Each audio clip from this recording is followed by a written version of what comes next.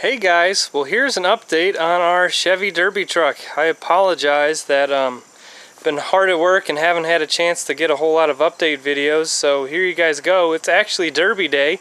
We got this thing all ready to run, and at this point we're just kind of waiting for it to warm up a little more and let the dew evaporate so we can get up on the trailer safely. But we've got a lot of stuff done. If you guys remember, the headers were bent. The one is still kind of bent, but based on the tools that I had available to me in the last couple days, I got it straightened out a little bit. So it's definitely a lot better than it was. You'll notice that we also got a lot of the painting done. It's all painted and touched up. Trying to reclaim as much from last year's paint job as we can. A lot of the hood is untouched or just touched up. But pretty much the whole body, the wheels, tires, all that's been repainted to try to match again. We got the bumper on, so if you guys notice, you recognize this bumper. This was on our purple Suburban. I've ran it on that the last couple years. The bumper that was on this thing last year was a little soft. It wasn't mounted quite the best, I guess, at the end of the day. I was trying to reclaim some of the old bumper brackets to save on time, because I really didn't have a lot of time last year. And unfortunately those brackets tore and didn't hold up. So the rules for this Derby, where this thing's running, it's mostly stock, and one of the rules is that you have to bolt the bumper on. So you're only allowed to use 4 bolts to attach the bumper, and it can only go through one layer of metal. And so what I did was I just cut the frame so that way it was square up and down, and then I actually bolted the brackets on.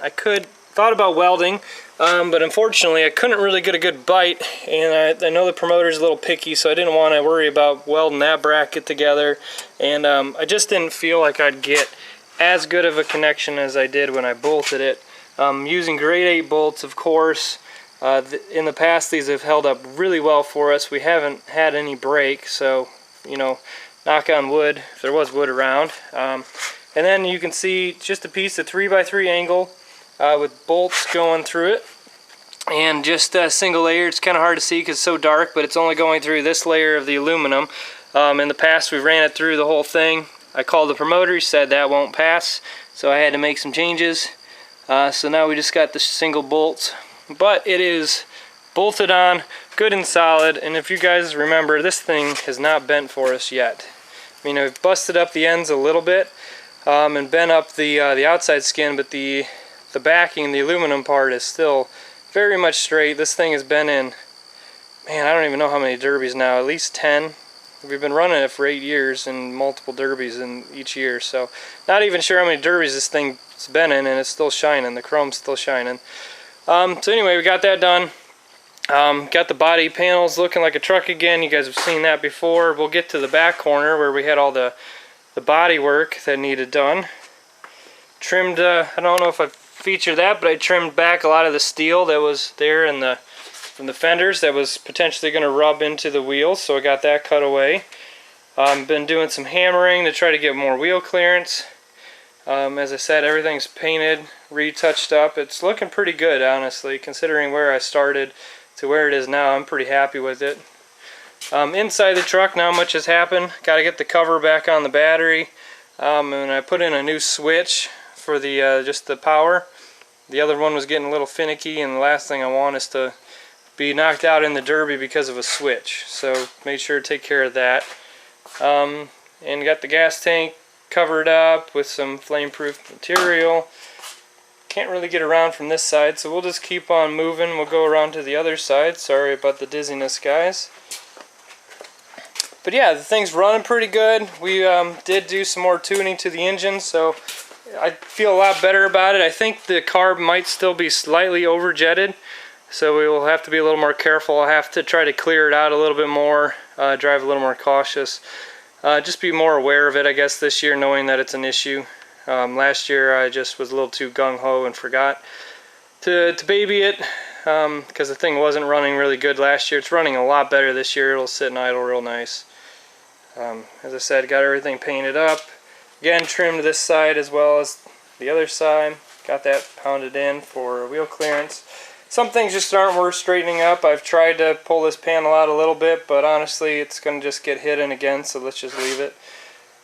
More touch-up paint, and if you guys notice, look at where this bed is now. We got that thing drove down. So tried a few different techniques. Our skid steer just isn't heavy enough to really do a whole lot of damage, so we honestly didn't even bother trying to use it on this thing because it just didn't even touch our other truck. So did a few things to get this thing bent back. I actually have a basement floor leveling jack, you know, one of those big posts with the screw on the end, so I put that between these rear quarters, and I actually bent this one back out, so that worked really good. And then maybe I'll be able to flash some photos onto this video or something if I get a little time. But what we ended up doing was we cut the wire to the tailgate, folded it out, and then took a chain binder and attached it to the top of the fender and wrapped it around the bumper. So we did two things at once. One, we bent the bumper up higher. That worked out real nice. But then we also were able to drive this down. So I'd crank on it with the chain, hit in the bed. Kind of see it here. I'd drive it with the hammer because these pieces had all bent. But hit it, then reset the chain, pull it down a little more, hit it with the hammer, and then just kept doing that until now we get it to where we're only off by a little bit. The thing sprung back a little bit. It actually was mostly level when I first got it all done. It has since sprung up a little bit, but honestly, compared to where we started, which was the back end was like way up here, I mean, I pulled it down a good foot at least. And so, I'll take it. To be honest, it looks like a truck again for the most part, and that's good enough for me. It's still straight where it counts. The frame is still solid underneath, and that didn't bend. The bumper got bent up a little bit, but as I said, I pre-bent the corners up. So now hopefully that'll help hold it all together. Just because the rules are so stock, I decided to leave the bumper on versus dropping it down. Reason being is I can't weld the tailgate on. You're only allowed to wire it, just like a trunk at that place, which is mostly stock. And so because of that, I felt I needed the bumper just to keep the frame rails from blowing out on the back end. So we'll see how it goes. Haven't had any problems, knock on wood again, but we'll see. End of day, what's our goal?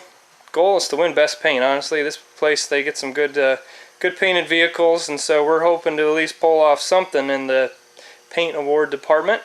So if we can do that, that'd be pretty awesome. And then apart from that, the Derby will just be a fun time, just going out there for round number 2. So there you go, guys. There's a walk around of this truck, and the next time you see it, it'll be out on the Derby track. Actually, you might even see it on the Derby track before this video gets uploaded. So, but there you go, guys. And until the next video, we will talk to you later.